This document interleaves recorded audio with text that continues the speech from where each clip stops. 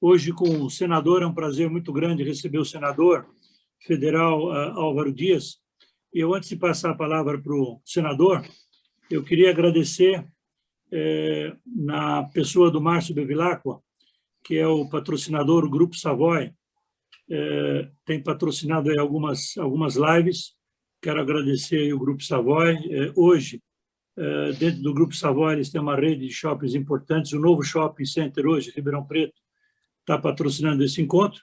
Eu queria aproveitar, colocar na tela, nós temos aí a Ariana Tavares, a nossa secretária, as empresas que fazem parte do Instituto, que quiserem patrocinar as próximas palestras, estamos abertos aí para esse apoio importante, para que a gente consiga sempre fortalecer nossos recursos para o grande projeto que estamos desenvolvendo aí em Brasília, junto com o nosso Instituto, nossa frente parlamentar, que já é uma realidade. Estamos só definindo o nome do presidente da nossa frente parlamentar. E dizer também que, senador, nós estamos hoje... Tá bom, Ariana, já pode tirar. Estamos hoje, senador, com 240 e poucos empresários, já no trabalho que nós estamos desenvolvendo no Instituto. Nós temos um grande desafio de chegar a 1.000 empresários, entre empresários e CEOs de grandes empresas, até o final do ano.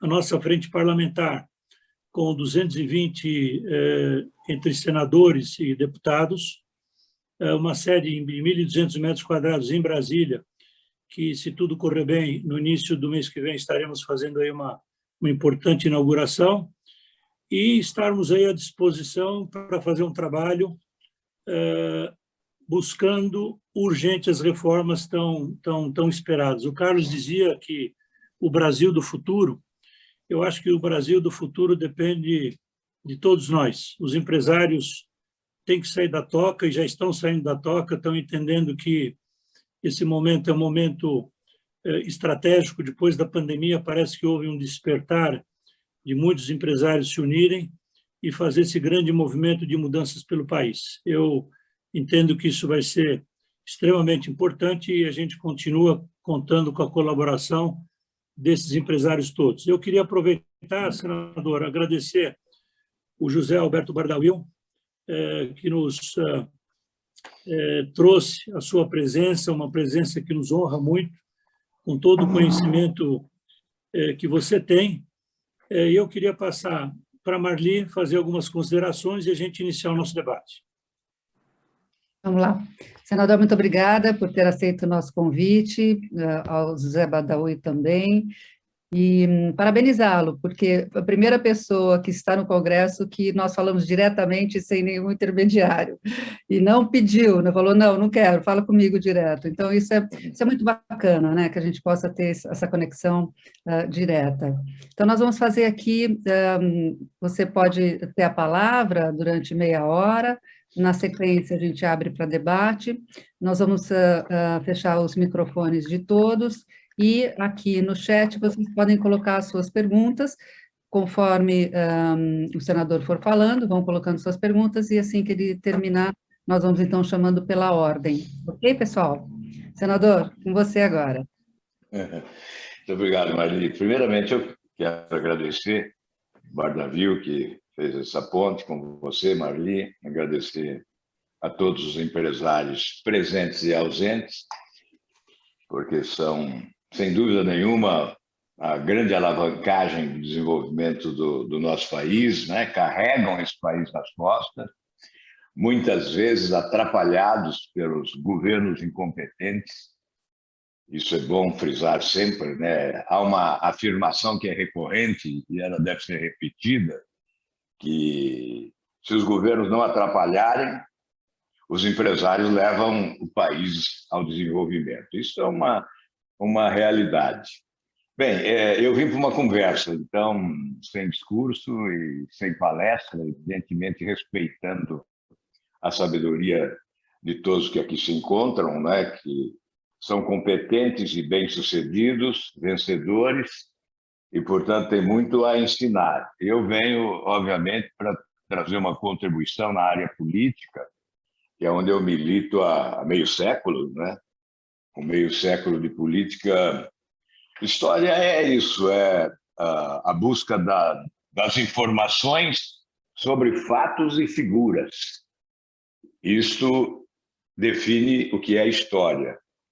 E com 50 anos de atividade pública, evidentemente, eu posso trazer alguma contribuição para a reflexão daqueles que empreendem, que produzem, que alavancam o progresso e muitas vezes sucumbem diante dos desgovernos. Eu imagino poder trazer alguma contribuição.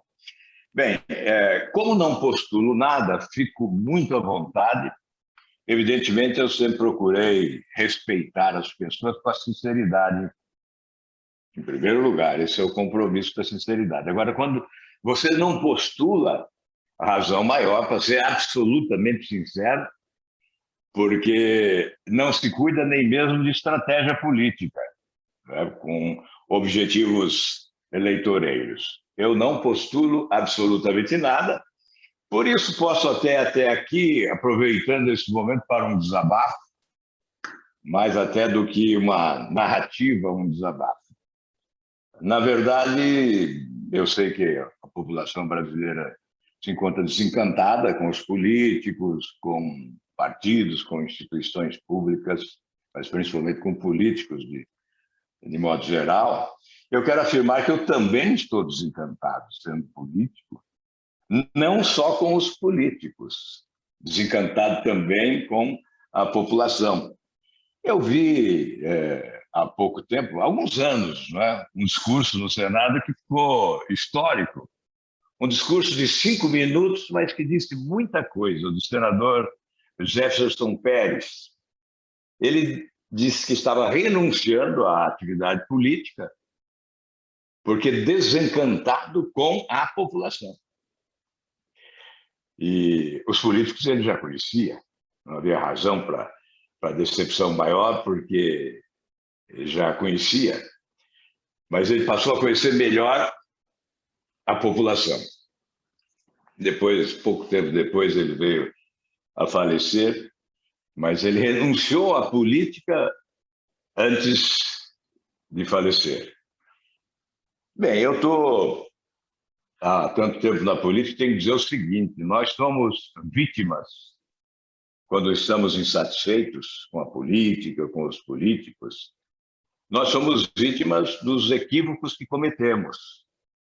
Eu sempre contestei que a população não sabe votar, sempre não aceitei essa afirmação como verdadeira, até um lance quando eu era ainda bem jovem deputado, né, com 29, 30 anos de idade, o Pelé disse que o brasileiro não sabia votar e um jornalista nos corredores do Congresso me perguntou: o que você tem a dizer dessa frase do Pelé?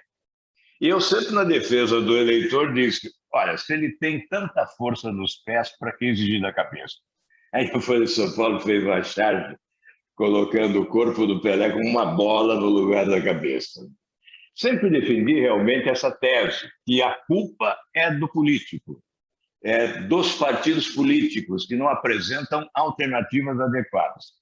Agora, hoje há controvérsias, porque eu vi em 2018 uma seleção de alternativas. Excluam o meu nome, mas encontrarão outras alternativas que certamente mereceriam uma análise de profundidade. O que tem ocorrido é o seguinte, que os eleitores, de modo geral, é claro que a generalização sempre é injusta e, portanto, é burra. Então, sem generalização, mas há uma boa parte dos eleitores que idealizam um perfil de político e chega a campanha eleitoral, se emociona com os encantadores de serpentes e fazem a opção exatamente oposta ao perfil idealizado. Vamos lá. Então, na eleição de 2018, se fazia pesquisas e a constatação era a seguinte: o eleitor queria experiência, combate à corrupção, portanto, ética, moralidade, experiência administrativa bem-sucedida, combate aos privilégios das autoridades.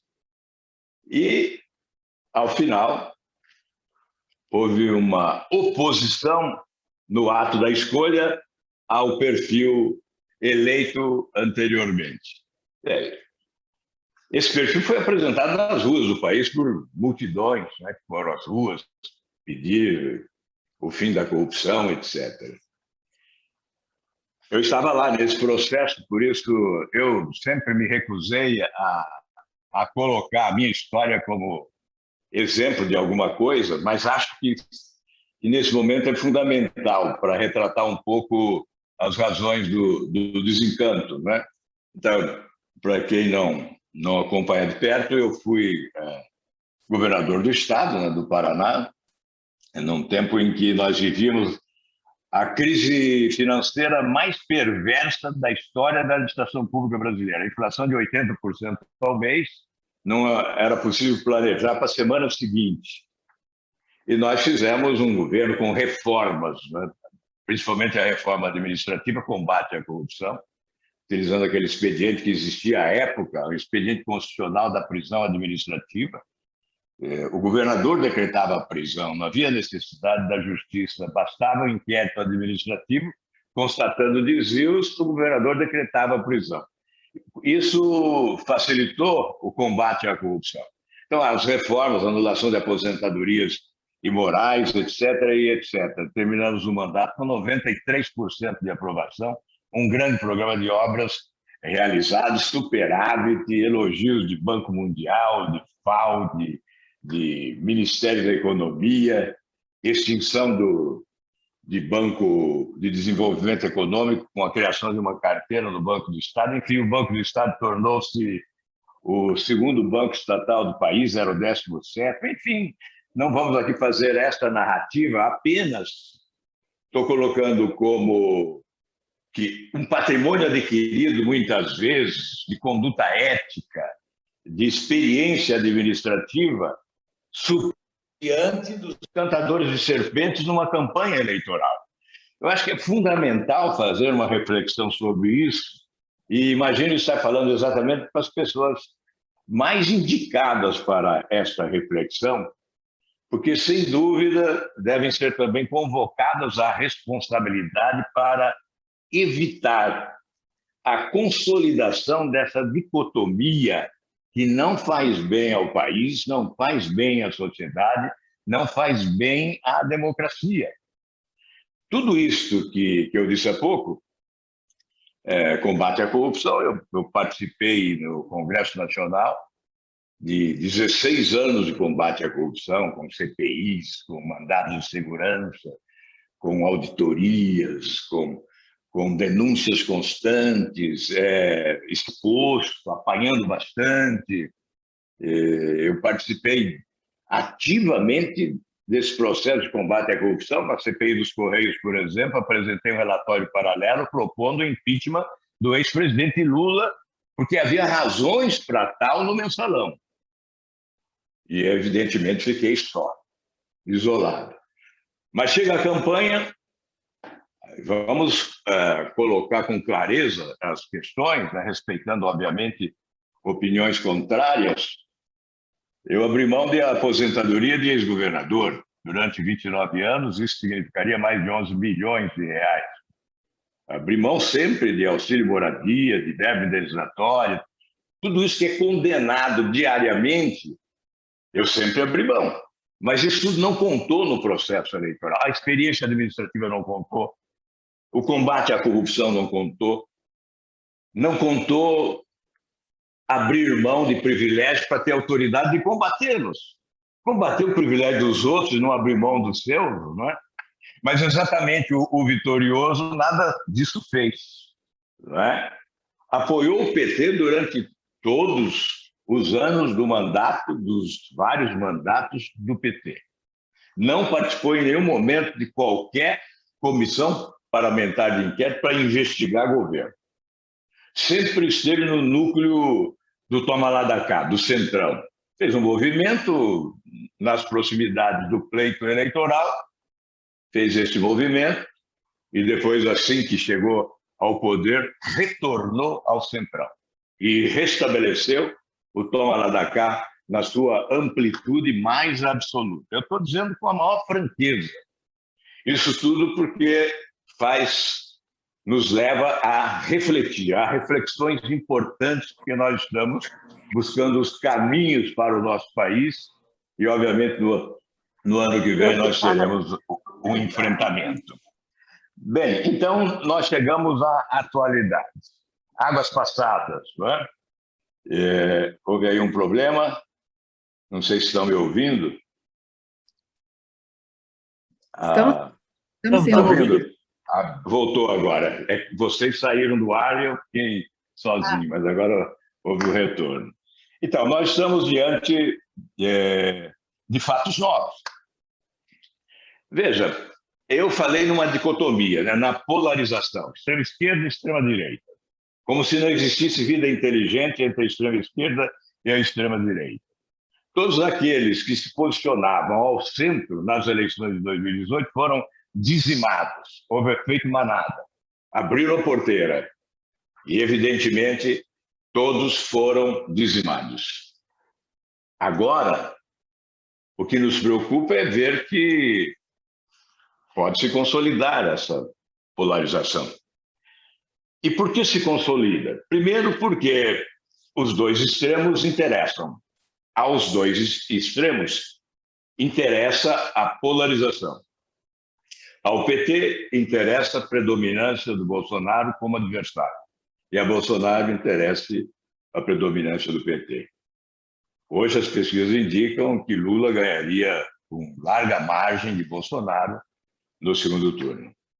Isso, evidentemente, preocupa, porque é um estímulo da mídia.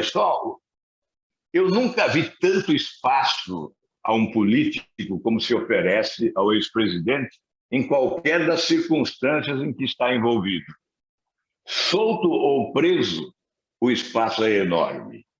Ninguém tem esse espaço, inclusive com a transmissão ao vivo de longos discursos em praça pública, como vimos em algumas oportunidades. Como vimos hoje, numa reunião do ex-presidente Lula com o ex-presidente Fernando Henrique Cardoso, é um dos assuntos do momento. Todos contribuindo para esta polarização.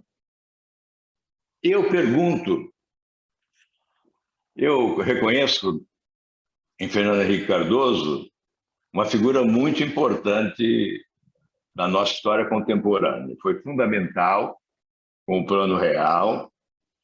Nós demos um salto de desenvolvimento, sim, econômico, com a arrumação das contas públicas, especialmente com a Lei de Responsabilidade Fiscal, que eu tive a primazia de relatar no Senado, mesmo sendo já a época da oposição, porque é um fato que é preciso ser destacado. Como eu sempre elegi o combate à corrupção como prioridade, em determinado momento eu acabei expulso do PSDB porque desejava uma CPI para investigar o governo do meu partido. E entendi sempre que o que vale é a prioridade.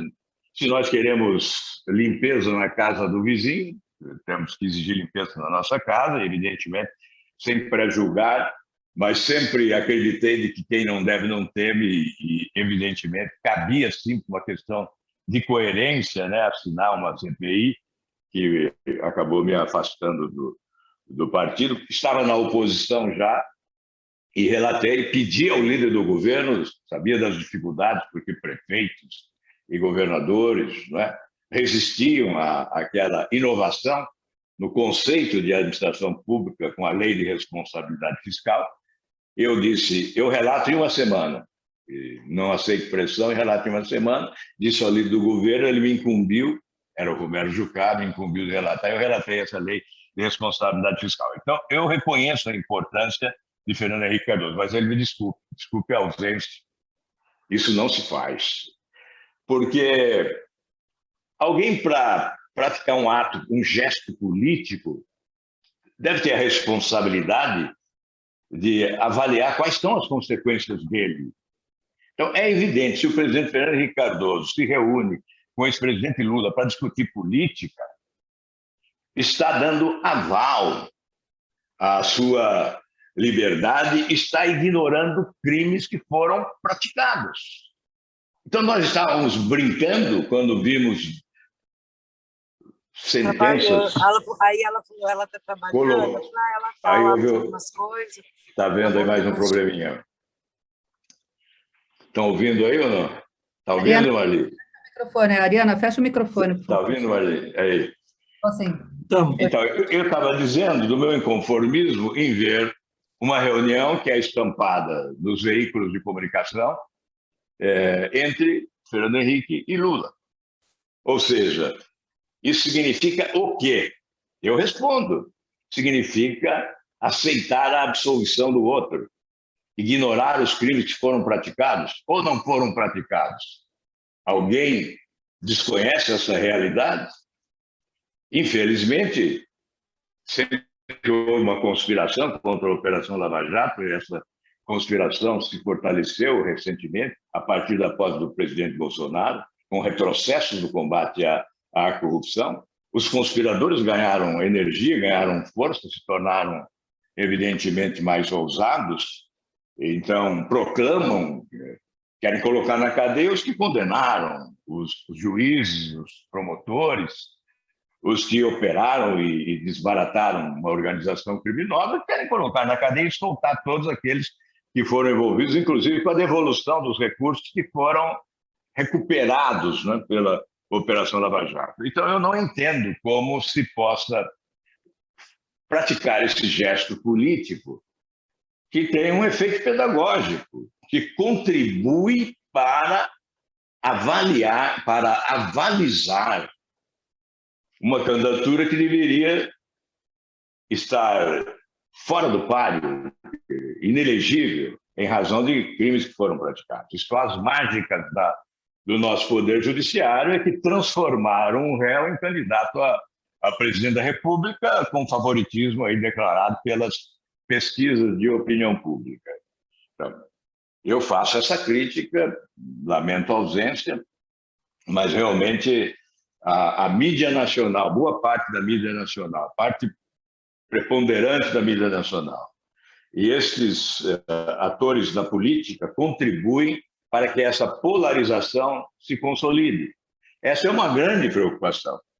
Eu imagino que há um desejo de pessoas lúcidas, de pessoas conscientes da sociedade, na busca de uma alternativa que seja construtiva, equilibrada.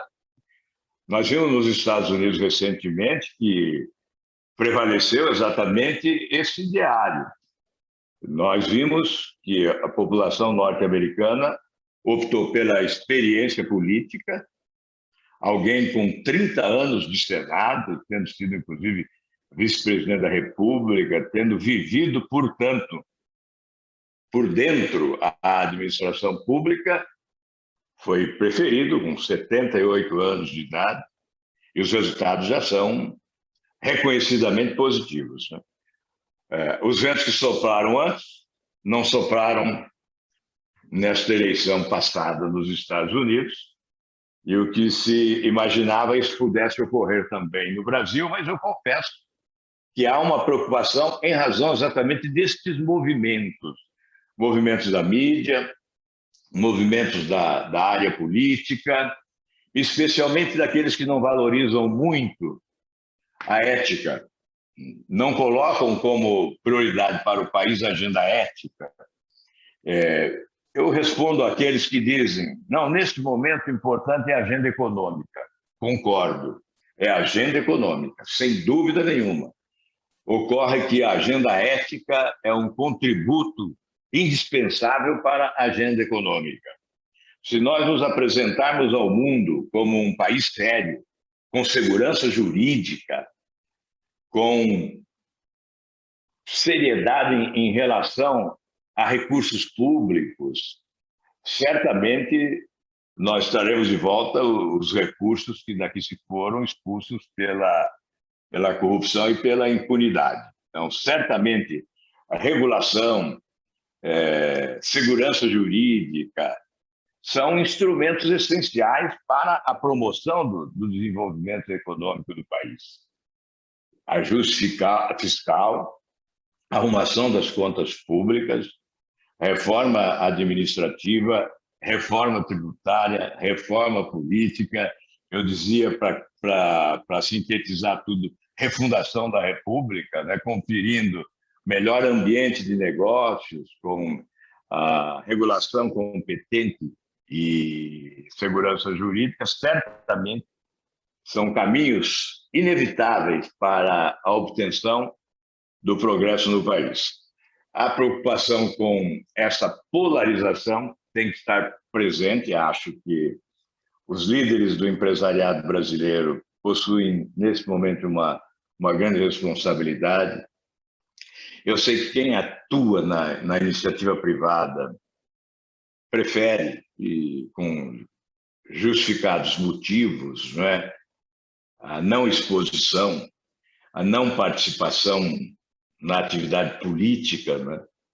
Mas, sem dúvida, influir é necessário neste momento.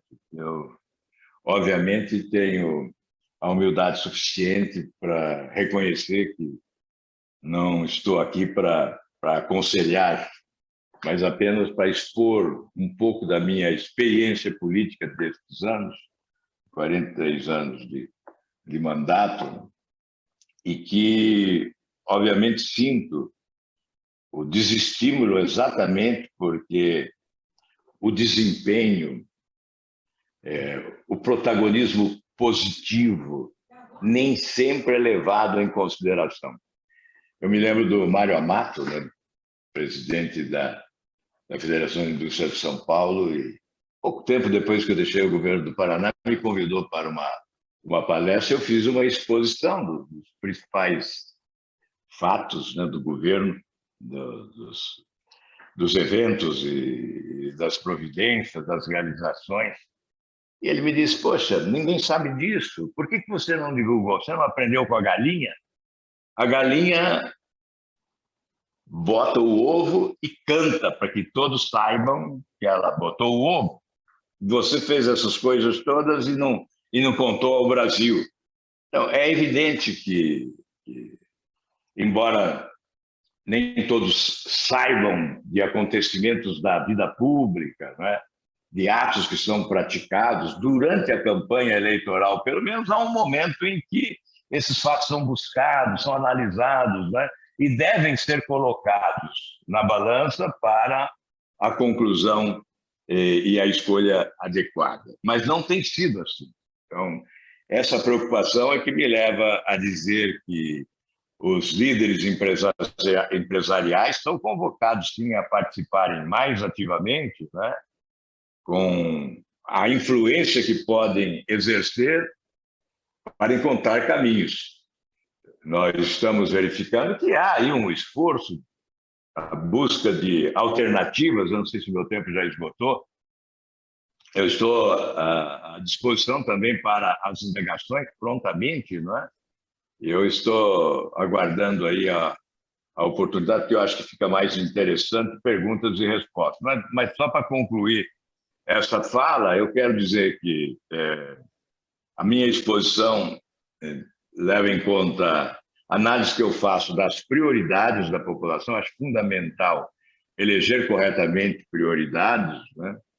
E sinto que o Brasil ainda é um país à espera de reformas, e que nós estamos muito atrasados em matéria de um projeto estratégico de desenvolvimento econômico para o país, que leva em conta os investimentos na modernização, com pesquisa, ciência, tecnologia, aumento da produtividade, exatamente, para que possamos sair desta armadilha da renda média que nos impõe a condição de país em desenvolvimento, para que possamos atingir um estágio de desenvolvimento. Considero também fundamental essa reforma de comportamento na área do judiciário. E, evidentemente, isso passa por algumas providências legislativas, como a mudança do modelo de escolha de ministros dos tribunais superiores, porque a suspeição sempre prevalece em qualquer decisão, mesmo que tecnicamente perfeita.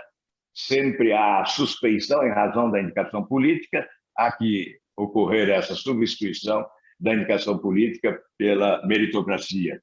E, evidentemente, isso passa também pelo fim do foro privilegiado, que está lá na Câmara dos Deputados, pelo restabelecimento da prisão em segunda instância, seria um salto civilizatório, colocaria o país no patamar dos países mais avançados do mundo em matéria de justiça, e certamente isso contribuiria para o desenvolvimento econômico, que ofereceria segurança jurídica com um poder judiciário que pudesse merecer o respeito. Portanto, a refundação da República passará por todas essas reformas, eu procurei rapidamente colocar, mas o fundamental agora é encontrar os caminhos para o enfrentamento que teremos no próximo ano.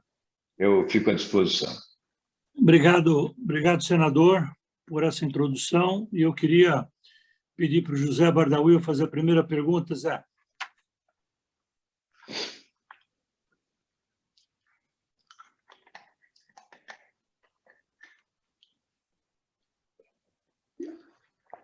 Cadê o Bardawil? Está no mudo. Acho que já está colocando, né? Liga o microfone aí, Bardawil.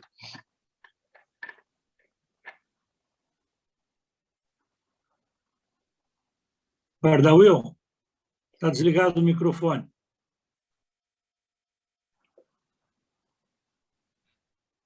Bardawil? Está me ouvindo agora? Agora apareceu. Agora sim. Ok. Meu amigo Diga aí, senador, Bardawil. meu amigo senador Álvaro Dias, eu quero lhe parabenizar. Sou seu fã incondicional. Corremos juntos, trabalhamos juntos na campanha de 2018. Gostaria de ter visto e estar falando hoje com o presidente da República, Álvaro Dias, porque eu conheço a sua história, sei da sua capacidade que teria para administrar esse Brasil. Estou vendo o Brasil com nessa situação que Lula e Bolsonaro acho que deverá ter uma terceira via, e perguntaria ao meu amigo, como é que você vê essa terceira via? Bem, Bardawil, a pergunta é necessária, até porque nós temos que, inclusive sem constrangimento, colocar nomes, né, para facilitar o entendimento. Claro. Eu vejo como alternativa indispensável para o país a busca da terceira via, que seja de equilíbrio, né? Obviamente, com aquele perfil que o eleitor sempre deseja, mas se esquece na hora de votar. Mas esse perfil é fundamental agora. A crise se aprofunda, nós teremos uma crise prolongada e é necessário uma escolha adequada de avanço, de reformas. As reformas não estão acontecendo, é bom dizer isso com clareza, né? Então, a busca da terceira via é, obviamente, o desejo de pessoas lúcidas que não concordam com essa bipolarização. Então, alguns nomes estão colocados em pesquisas, a imprensa divulga, né? Alguns deles são candidatáveis que não desejam ser candidatos à presidência da República. Mas aproveito o momento para uma promoção pessoal, obviamente isso dá visibilidade, e depois disputam lá um pleito no Estado. Isso vai ocorrer. Há um desejo e conversam entre si os candidatáveis, né, na busca de uma alternativa. Qual é a dificuldade? Ambição pessoal, que é legítima, não é? E muitas vezes ela é colocada à frente dos interesses maiores. Então fica difícil você fazer com que abram mão de postulações pessoais que são legítimas, mas nessa hora seria patriótico abrir mão. Então isso é uma dificuldade. A outra dificuldade é partidária. Os partidos muitas vezes desejam ter um carro-chefe, um candidato à presidência da República para o fortalecimento da legenda, com a eleição de governadores, senadores e deputados. Então isto sempre ocorre. Isso também dificulta o consenso, a convergência em torno de um nome. Bem, para abrir aqui o jogo com muita franqueza, eu sou do Podemos, todos aí devem saber, né? E nós convidamos já há bom tempo, o ex-ministro Moro para virar o partido como um eventual candidato à presidência. E ele também conversou com outros postulantes, com outros partidos, né? E, afinal, se recolheu, está nos Estados Unidos. Mas há sempre uma expectativa de que ele possa ser candidato, já que ainda não desistiu da possibilidade, né? Então, nós colocamos, eu estou sendo bem franco, e não estou sendo nada político nesta hora, estou abrindo o jogo. Então, nós temos um nome que seria do Sérgio Moro, mas ele não dirá sim nem não agora, somente lá por outubro, já que ele está trabalhando nos Estados Unidos, numa grande empresa, não quer prejudicar a empresa, e então ele disse que só poderá responder por volta de outubro. Outros postulantes que se apresentam, temos aí o Dória, né, governador de São Paulo, o Ciro Gomes. Esses dois me parecem obstinados, que devem ser realmente, vão lutar pelas suas candidaturas, né? E temos, além deles, o Mandetta, que é do DEM. O DEM é franco ao dizer que não deseja ter candidato a presidente, que prefere priorizar as eleições estaduais, governadores, senadores e deputados, e não apresentar um candidato à presidência, porque facilitaria para os projetos estaduais. Por exemplo, lá no Goiás, o Caiado tem uma ligação com o Bolsonaro. Lá na Bahia, o Neto não pode ter uma ligação com uma candidatura mais fragilizada eleitoralmente, porque ele enfrenta o PT, que é forte. Enfim, em cada estado há uma realidade. Então, o DEM prefere não apresentar um candidato à presidência. Outros nomes que foram colocados, o Luciano Huck parece que não é mais. O Amoedo, do Novo, também tem conversado nesse circuito aí de candidatos ao centro, né? Tem o Eduardo Leite do Rio Grande do Sul, que também tem manifestado seu desejo. Enfim, não temos ainda o que eu constatei nas últimas pesquisas, né? Ainda hoje há uma da Exame, é que houve uma consolidação da polarização até esse momento, e os outros caíram, né? O Ciro Gomes, por exemplo, que sempre tinha 12, 14, caiu para 6, né? Então, isso preocupa, o fato de que pode estar se consolidando outra vez a polarização. Então, é preciso criar fatos novos para, evidentemente, alterar essa rota. É isso aí, Bardavio. Não sei se fui bem claro. Não? Foi bem claro, bem claro. Mas eu, pessoalmente, gostaria que você fosse novamente candidato, eu acho que com a conscientização, com o apoio dos empresários, da população, com a experiência que você teve como candidato a presidente da República, com certeza seria um nome muito forte para a terceira via. Eu agradeço, Bardavio, mas olha... E se fizer uma dupla com o Moro, então... A dificuldade de postulação é incontornável, né? Eu, sinceramente, é minha formação. Em 2018, eu fui candidato porque o partido me convocou a ser candidato, né? Você acompanhou de perto. O partido me convocou. Aí eu aceitei a convocação. Hoje eu não estou sendo convocado, nem pelo partido e nem pela sociedade. Então, é uma candidatura que não está posta e que, obviamente, não será por falta de convocação. Evidentemente que eu tenho que ter os pés no chão e entender que é uma candidatura que não depende de vontade própria, né? Ela tem que atender ao interesse coletivo e tem que responder a uma convocação. E é por isso que eu não estou no jogo, estou fora do jogo, meu caro amigo Bardavio, né? Obrigado, Bardavio, obrigado, Álvaro, obrigado, senador. Senador, nós temos depois o Michel Mioto vai fazer a pergunta, na sequência o Carlos Ernesto. Eu queria fazer uma pergunta também, dentro dessa polarização. Qual é a tua sensibilidade, sendo o Lula vencedor, qual é a sua análise que você faz, e sendo, novamente, o atual presidente eleito? Qual é a análise que faz? As instituições correm algum risco em relação à posição de um dos dois, seja de esquerda, seja de direita? Bem, Nas eleições de 2018, eu procurei alertar ao máximo o que podia, né? Infelizmente, os meus auditórios não eram alargados, né?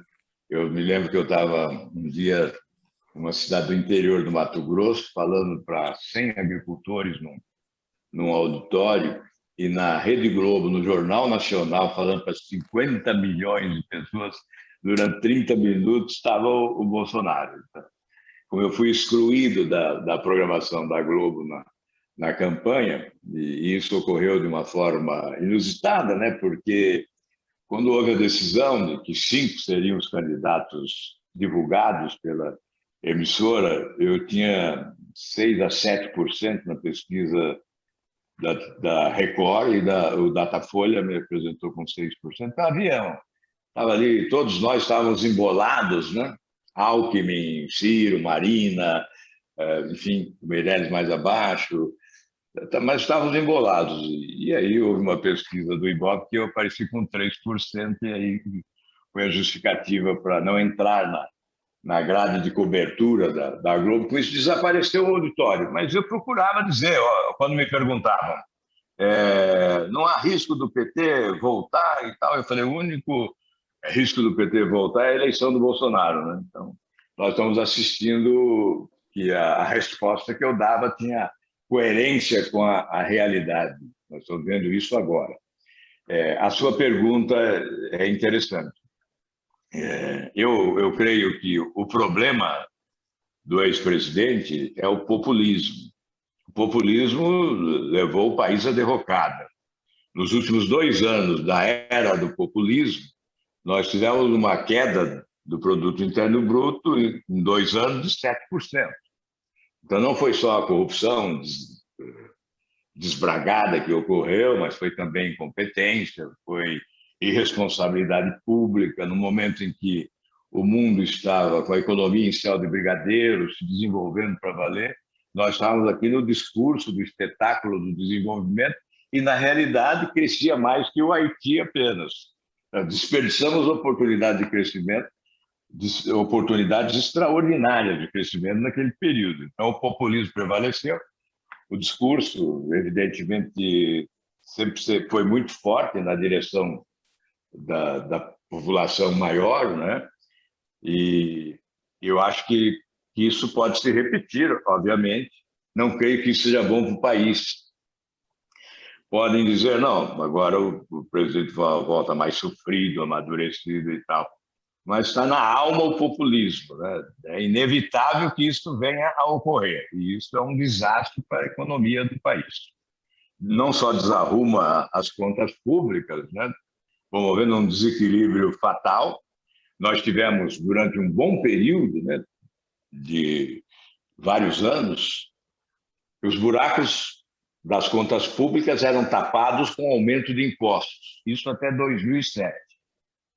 A incompetência de gestão abria buracos, sem falar na corrupção, e esses buracos eram cobertos com aumento de impostos. Aí, em 2007, batemos no teto, não era mais possível aumentar impostos. Então, iniciou-se um processo de endividamento descomunal. E não só o endividamento em razão de despesas que extrapolavam a receita, né? Mas também ao se utilizar do BNDES como um instrumento de favorecimento de alguns grupos e, obviamente, de alguns países, né? Ali foram 716 bilhões. Parte dos recursos foram do FAT,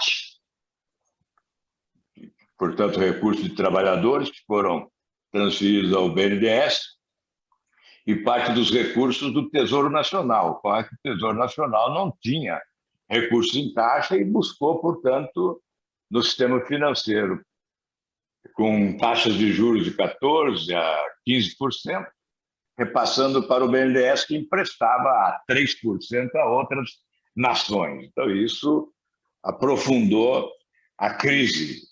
Isso em razão desse populismo, né? Populismo, de certa forma, ideológico. Enfim, não creio que seja... E, em relação ao atual presidente, nós já estamos verificando o que ocorre, né? Não há uma gestão de responsabilidade, as reformas não acontecem, é impressionante, é uma transferência de responsabilidade sempre, né? A culpa é do Congresso, a culpa é do Supremo, mas o governo, a esplanada dos ministérios, é um deserto de ideias. Não há iniciativas, não há projetos. Quando há um projeto, há uma resistência, porque promove desgaste. A reforma administrativa é o exemplo. A reforma tributária, o governo não apresentou a sua proposta de reforma tributária, apresentou ao final uma mini-reforma que mexia em 2 impostos, com aumento da alíquota, né? Então, na verdade, é isto que nós teremos. Não vejo como isso se altera, não é? Com uma nova eleição. A experiência demonstra que a reeleição sempre é nociva, porque o segundo mandato é pior do que o anterior, né? O anterior já é prejudicado, porque sempre há uma visão de conquista do segundo mandato, e o segundo mandato, isso é da experiência, por isso eu sou contra a reeleição para cargos executivos.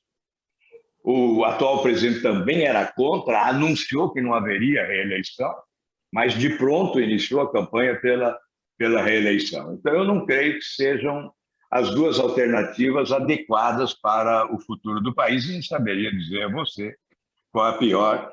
Eu, como sou defensor do voto facultativo, em 2018, no segundo turno, anulei meu voto. Eu acho que o eleitor não é obrigado a votar quando ele entende que não há alternativa competente. Eu anulei meu voto e, se eventualmente isso ocorrer novamente, eu sou obrigado a repetir a anulação do meu voto. Obrigado, senador. Eu queria passar para o Michel Mioto fazer a sua pergunta e depois o Alberto Perazzo. Boa noite, senador. Boa Obrigado noite. pela oportunidade de estar me questionando. Obrigado. Eu ia perguntar sobre as comissões que o senhor participa e o Grupo Brasil-China, mas justamente com a intenção de chegar no assunto das reformas, de chegar no assunto mais das políticas mais estruturantes do Brasil. E eu percebi que o senhor já fez um comentário sobre isso, então, de certa forma, o senhor já adiantou um pouquinho aí a sua visão. Eu gostaria que o senhor complementasse isso, tendo em mente que nós temos aí cerca de 1 ano e meio ainda, né, da atual gestão, e certamente nós vamos ter o grau de politização disso, o grau de disputa política em cima, durante esse tempo ainda vai aumentar, e a gente vai ver muito ainda isso acontecendo, né? Como é que o senhor vê a situação hoje para conseguir fazer algumas reformas? Na sua visão, senador, é possível ainda fazer algumas coisas, ou nós já temos que pensar em opções para um próximo mandato que tragam algumas reformas ou que tragam propostas, e como o senhor já adiantou, né, que uma opção que possa trazer propostas, né, que não venha apenas, digamos, para fazer Twitter, mas que coloque alguma coisa, né? Gostaria de entender, assim, que resultados a gente ainda pode conseguir durante, talvez, aí 1 ano, e como é que isso pode ser pensado para os próximos candidatos. O que a gente vai ter que pensar que um próximo candidato vai ter que trazer a gente que quer ver algumas reformas. Eu começo dizendo rapidamente sobre essa questão de candidatos, né? Acho que não devemos acreditar muito nas propostas da campanha. Devemos acreditar mais nos precedentes de cada candidato, né? Análise do desempenho, do comportamento, da postura. A questão da coerência é fundamental, a capacidade de fazer leitura de prioridades. Isso tudo ocorre antes da campanha, porque na campanha, como eu disse, há os especialistas em encantar as serpentes, né? São os encantadores de serpentes, e isso tem criado problemas para o nosso país. Então, eu imagino que não sejam as propostas que venham a ser apresentadas, mas sim o que ocorreu antes, o comportamento anterior. Em relação eu faço uma retrospectiva, veja, nós chegamos imaginando, eu sonhava, né, em 2018, eu dizia, olha, na primeira semana o presidente tem que colocar, como eu era candidato, eu dizia, se for eleito, né? Vamos colocar todas as reformas na mesa do Congresso nos primeiros dias do mandato. Aliás, já no primeiro dia, um limitador emergencial de despesas em torno de 10% do total para eliminar o déficit anual, era de 139 bilhões. Então, o cálculo é com 10%, um limitador que alcance 10%. Isso na Alemanha se fez, depois o Obama copiou, né? Em 2008, a Alemanha fez isso. E nós teríamos que fazer aqui um limitador emergencial de despesas no primeiro ano. No segundo ano, trabalharia, então, com orçamento base zero para eliminar desperdício de todos os setores, e aí mais 10%, pelo menos, seriam eliminados de despesas. Né? Com isso, nós teríamos o ajuste fiscal, a estabilidade das finanças públicas, não teríamos déficit, passaríamos a conviver já com a hipótese do superávit. Isso não foi feito, mas eu dizia também que colocaria todas as reformas na mesa do Congresso e que no primeiro ano elas deveriam estar aprovadas. Eu até era mais ambicioso falando na metade do ano já deveriam estar aprovadas. Aí alguém pode dizer, mas como? Reforma política, reforma administrativa, reforma tributária, ainda tinha reforma da Previdência. Todas essas reformas é possível? Eu dizia sim, são 513 deputados, 81 senadores. Nós podemos constituir comissões de conformidade com a especialidade de cada parlamentar, que trabalhariam concomitantemente. Determinada reforma começaria pelo Senado, a outra pela Câmara, haveria esse cruzamento, e nós trabalharíamos, sim, com o presidente liderando o processo, porque o sistema é presidencialista, o presidente da República tem um poder significativo, né, importante, eu diria até descomunal, porque tem alguns instrumentos, como medida provisória, decretos, dão muito poder ao chefe do Executivo, e é evidente ele tem também o orçamento à disposição para estabelecer prioridades. Lamentavelmente, se usa o orçamento para o toma lá da cá, e idealizam até um orçamento secreto para atender parlamentares, enfim. Essa desorganização que aprofunda a crise. Então, eu entendia que seria possível, sim, fazer essas reformas em 6 meses e o país retomaria um processo de desenvolvimento mais acelerado. Isso não ocorreu. Nós fizemos a reforma da Previdência, que eu considero insuficiente, né? Eu votei favoravelmente, porque alguma reforma deveria ocorrer. E a que tivemos foi essa. Né? Então, e foi feito mais na Câmara do que no Executivo, né?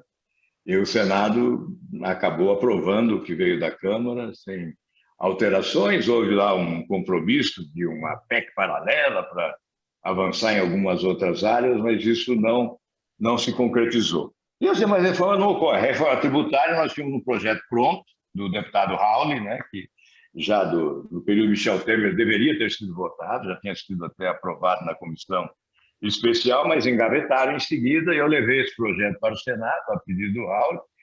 Eu podia ser o primeiro subscritor, mas preferi entregar para o presidente do Senado, para ser um projeto da instituição, reuni a minha bancada e definimos, então, que o projeto seria de autoria do Davi Alcolumbre e não meu. Levei, ele assinou, 65 senadores assinaram, mas as coisas não andaram. Sempre um problema, a Câmara tinha outro projeto, né? Que é do Bernardo Api, estava projeto da Câmara. Então, nós poderíamos conjugar as duas propostas, né, chegar, mas o Executivo falhou, não teve presença, não teve liderança, não comandou o processo, fica esse bate-cabeça, né, entre Câmara e Senado, e nada aconteceu. E nós continuamos na mesma situação. Né? Eu não quero ser pessimista, mas eu tenho dificuldade de acreditar, eu vou ser franco com você, Michel, que eu tenho dificuldade de acreditar que vamos aprovar a reforma de profundidade. Agora já se fala em fatiamento, né? Então você vai aprovando aqui, faz um remendo aqui, o outro ali. Isso, às vezes, até desarruma mais do que arruma. Né? Então, eu preferia, evidentemente, já que se não se chega a um entendimento para uma reforma de profundidade agora, teremos que aguardar. Né? E tem a reforma administrativa, que também o governo foge dela, porque vai promover desgaste junto a servidores públicos, especialmente, e não se mexe em privilégio de autoridades, aí perde-se a autoridade, né, de promover reformas que colocam a mão grande no bolso de menores e não coloca dos grandes, né?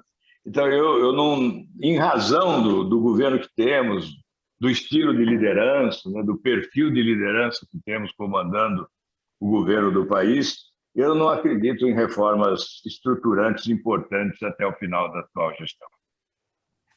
Obrigado, senador. Nós temos o Alberto Perazzo e depois a Ellen para fazer sua pergunta. Alberto. Boa noite, senador. Obrigado pela Boa noite, Alberto. Faz poucas semanas tivemos uma vídeo também com o secretário especial de Desestatização, Desinvestimento e Mercados do Ministério da Economia. E ele nos apresentou um projeto de diferentes etapas de privatizações. Agora, faz pouquíssimo tempo, nós vemos que o PCdoB, o PT, o MBL e o Novo, como em geral eram de esperar deles, votaram contra a privatização da Eletrobras. Qual pode ser o andamento, na sua opinião, é claro, este processo de privatizações? Bem, eu tinha algum cuidado em relação à privatização da Eletrobras, por considerar um setor estratégico da maior importância para a economia do país, né? Para a vida dos brasileiros. Tinha muito cuidado, fazia ressalvas a um processo de privatização, mas ouvi o projeto, o modelo de projeto do secretário de privatização e aplaudi, assumi o compromisso de apoiar. E a minha bancada toda, são 9 senadores, e certamente todos acompanharão. Estamos preocupados com as mudanças que fizeram na Câmara. Hoje ainda já pedi para a minha assessoria técnica fazer um estudo das mudanças ocorridas e disse a ele que temos que combater as alterações da Câmara e preservar o projeto original do governo. Essa é uma posição pessoal. Eu ainda não me aprofundei nessas mudanças, porque foi hoje para o Senado o projeto, né? Mas a notícia é que as alterações trazem sacrifícios à população. Não são alterações positivas, não é? Então, mas o que eu posso assegurar é que o projeto original terá o nosso apoio. Obrigado. Obrigado, senador. Ellen.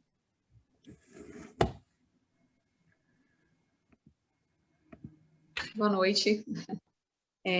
Gostaria de saber do senhor o que seria necessário para que o senhor fosse convocado para o postulado, ou por parte da população, ou do partido? É difícil, né? O que eu imagino, Ellen, é o seguinte: como em 2018 eu me surpreendi com a ausência de conhecimento da população em relação ao meu trabalho. Então, naquele período de PT, eu estava na mídia constantemente, não é? Em função das CPIs, principalmente, que eu tinha uma atuação de muita visibilidade, então eu aparecia na mídia constantemente. E as primeiras pesquisas indicavam que mais de 50% da população não sabia da minha existência. Eu fiquei surpreso, porque muitas vezes nós nos impressionamos com a bolha onde vivemos, não é? E o país é um país continente, uma população de 210 milhões de habitantes, mais de 80% dessa população trabalha duro para sobreviver, muitos, milhares, saem de madrugada de casa, voltam à noite, não acompanham os fatos, não é? Então, há grande dificuldade. Eu tenho a convicção que, se fizermos pesquisa, eu tenho uma experiência aqui, até no Paraná, de muitas pessoas que não sabem que eu fui candidato a presidente em 2018. Eu fico surpreso com isso, mas é a realidade. Nós não podemos nos encantar com o nosso entorno, né? As pesquisas são fundamentais para isso, para que a gente tenha noção da realidade. as pesquisas que são feitas cientificamente, evidentemente, sem nenhum viés de má-fé. Elas podem nos orientar. Então, a dificuldade que eu tenho é de sentir realmente apoio popular. Não teria dificuldade, viu, Ellen, de apoio do partido, não. Se eu chegasse ao partido e dissesse eu quero ser candidato, obviamente o partido gostaria da ideia, porque é importante para o partido. Mesmo que eu não tenha grande densidade eleitoral, não há rejeição, e isso, para os candidatos a deputado, é importante. Alguém chegar e dizer, eu não vou votar no seu candidato, mas eu respeito e tal. A rejeição é que atrapalha. Enfim, ocorre que realmente não há densidade, eu não sinto essa densidade na população, né? Isso teria que ser trabalhado. Então, a convocação a que me refiro é muito mais da sociedade do que do partido, no meu caso, porque realmente o partido me acolhe muito bem. Obrigado, eu não sei senador. eu não sei o que se pode fazer assim num momento como esse, porque, olha, as redes sociais, por exemplo, que nós muitas vezes apostamos bastante, né? Também elas se constituem em uma espécie de bolha, né? Que os meus seguidores me acompanham, os seguidores do outro acompanham o outro, e parece que fica mais ou menos nesse âmbito, né? Não há uma expansão, né? Somente fatos assim. Por isso que é preciso ter protagonismo. A razão de nós termos convidado o Sérgio Moro é porque ele seria protagonista. Ele apanharia da esquerda, apanharia da direita. Então, seria protagonista, teria a possibilidade de crescimento, não é? Quem não é protagonista não cresce. Então, você tem que polemizar, né? Eu disse até, quando fui consultado pelo meu partido, se eu toparia ser candidato, se o Sérgio Moro não puder ser, não aceitar e tal. Eu disse, depende em que condições. Eu não posso prometer fazer votos. Eu posso até assumir o compromisso de ser candidato, mas não prometo fazer votos. Porque se eu tiver que me transformar num Napoleão de hospício para fazer voto, eu não me transformarei, não farei voto. Essa é a realidade. Então, esta é a dificuldade. Sinceramente, hoje eu não sinto que eu tenha assim, possibilidades reais, né, de sustentar uma candidatura popularmente. A eleição de 2018 me ensinou bastante, em que pese o fato de afirmarem que foi uma eleição atípica, então que não pode ser considerada, mas ela acabou sendo marcante na minha trajetória. Bom, seria muito importante se o senhor tivesse esse protagonismo, né? E, com certeza, o nosso voto o senhor teria. Muito obrigado, Hélio. Fico honrado porque é gente esclarecida. Obrigado, senador. Nós estamos chegando ao final, mas eu não posso deixar de fazer uma pergunta. Como é que você vê a atuação de forma monocrática do Supremo Tribunal Federal e o que o Senado pode fazer em relação a esses questionamentos que a sociedade tem feito em relação a essa posição do Supremo? Olha, a meu ver, o Senado deve fazer, tem a obrigação de fazer, e eu venho insistindo para que faça, e o presidente do Senado assumiu o compromisso em reunião de líderes recentemente de fazer a coleta dos projetos existentes e discutir com algumas pessoas e conversar, inclusive, com o presidente Supremo, que é a mudança do modelo de escolha dos ministros dos tribunais superiores, substituindo a indicação política pela meritocracia. Eu creio que seja a única atitude possível para o Congresso. Eu não acredito em impeachment do ministro do Supremo como solução, eu não acredito em CPI lava-toga como solução. Eu acredito na mudança do modelo, porque o modelo da indicação política é o da suspeição. Quando envolve principalmente um agente público, qualquer decisão, por mais correta que seja tecnicamente, será colocada sob suspeição, porque há aqueles que discordam dela, uma vez que ela não atende determinados interesses circunstanciais ou interesses localizados. Então, coloca-se sob suspeição o julgador. recentemente nós tivemos um fato contraditório e inusitado, né?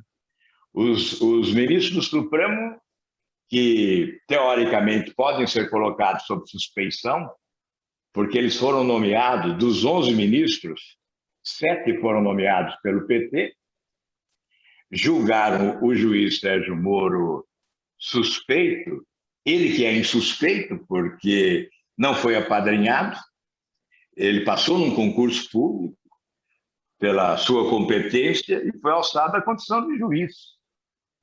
Portanto, ele insuspeito, os ministros suspeitos. Os ministros suspeitos julgaram suspeito um juiz insuspeito.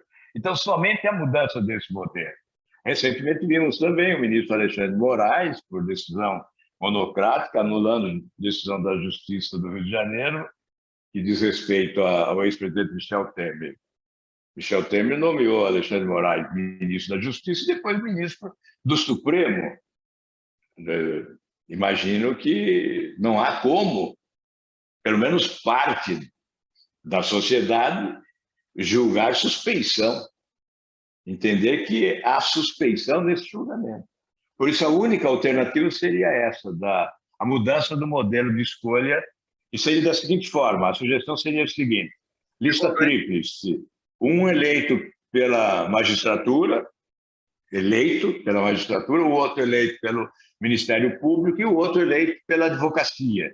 O presidente da República receberia a lista tríplice, escolheria um e submeteria ao Senado para a sabatina e a votação em plenário.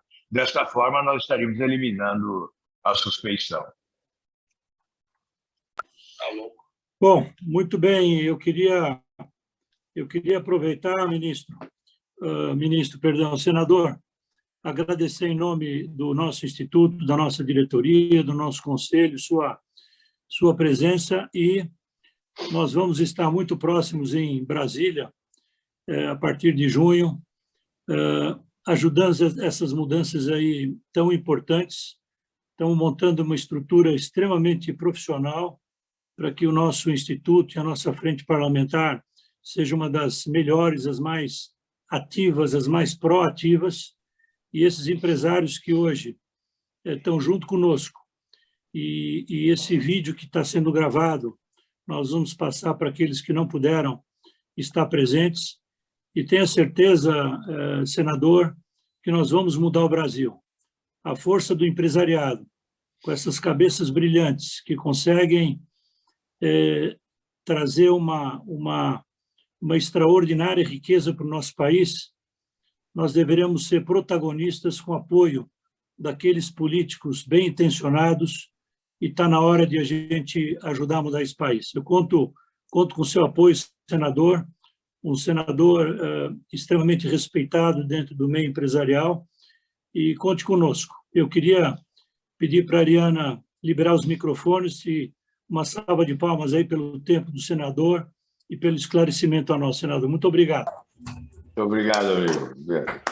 E parabéns pela iniciativa, né? Parabéns pela iniciativa. Eu acho fundamental esse instituto reunindo lideranças empresariais para uma influência necessária, sobretudo sobre o Congresso Nacional, que tem a responsabilidade das reformas.